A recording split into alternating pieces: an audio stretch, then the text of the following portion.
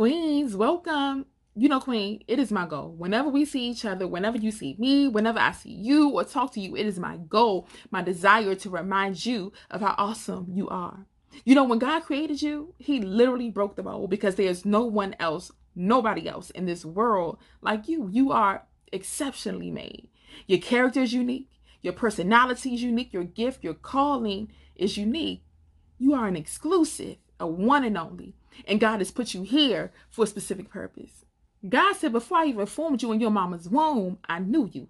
He said, before you were born, I set you apart and appointed you to the nations as a prophet. Queens, God created you to be you. He has a path picked specifically for you. Your DNA is different. Your calling, your purpose, it's all different. You were made to be different than the rest of them. Queen, you were called to stand out from the crowd. This is why we can't be so concerned about fitting in the crowd, because Queen, we're called to stand out. We're called to be set apart. See, Esther wasn't just selected queen, but each young lady that went into the palace, they had to go through a 12-month cleansing beautification process. And the Bible says that for the first 6 months, each girl was cleansed with oil of myrrh. And the Bible was very specific with saying oil of myrrh. But when it comes to the last 6 months, the Bible is not specific at all. They don't give us a name like they did in the first 6 months, but all it says is perfume. See, in the first 6 months, it says oil of myrrh. But the last 6 months, it just says perfume. And I believe the Bible is very intentional with that, because I believe that every girl had a special perfume, a different perfume created specifically for her. What's that mean? It means that each one of those girls had a different smell, a different fragrance, a different purpose. Queen, even your fragrance is different. Everyone on the earth has a unique fragrance. All of your experiences, the good, the bad, the ugly, they all make up this unique fragrance that you carry. The time you spend with God, the obstacles you've overcome, all make up your unique fragrance. The Bible says that ointment and perfume delight the heart. It says that perfume is a good smell that brings joy to the heart.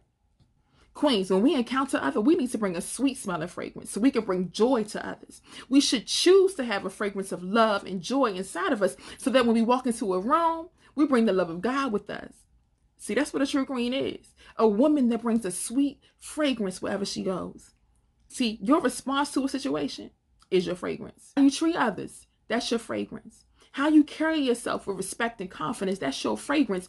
When you show the love of Jesus Christ to everyone around you, even when they're not showing that same love in return, and you're able to rise above it, that's your fragrance. You know, when you go into a fragrance store or a department store, you will see a different collection of different bottles and of different fragrances. And as you look around, you'll notice that each different fragrance comes in a unique bottle. And the bottles all come in different sizes and different shapes, but that stuff's really not important. But what's really important is the fragrance on the inside. I don't want you, queen, to be one of those women who walk around with a funky fragrance. I don't want you to be one of those queens, one of those women who leave a bad fragrance when they leave the room, or bring in a bad smell when they walk in the room. Don't speak to others, or mean, rude, walk around cussing loud in the streets, or acting crazy on social media. Those people, they leave behind a bad taste in people's mouths.